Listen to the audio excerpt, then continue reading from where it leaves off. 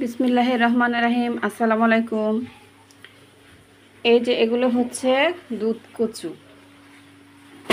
কচু অনেক বড় বড় পাতা হয়, অনেক বড় বড় পাতা হয়। এগুলো দিয়ে আজকে ইলিশ মাছ দিয়ে রান্না করব।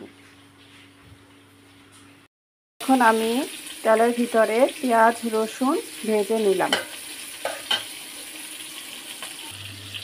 তারপর হলুদ,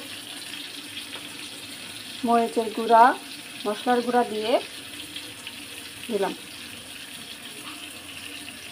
দিয়ে পানি দিয়ে কষিয়ে নিলাম। এখন আমি কচুগুলোকে ধুয়ে কুটে রেখে দিচ্ছি, এগুলাকে পাতিলে দিয়ে দিব।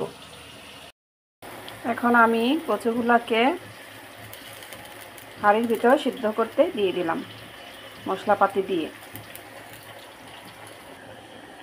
এখন আমি এখানে দিয়ে দিলাম ইলিশ মাছ, তারপর ঢাকনা দিয়ে ঢেকে দেব।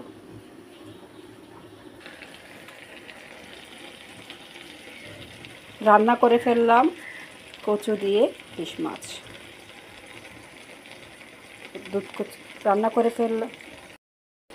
রান্না করে ফেললাম দুধ কচু দিয়ে ইলিশ মাছ। দেখেন কি সুন্দর কালারটা আসছে, কচুগুলো একদম গলে মোমের মতো হয়ে গেছে।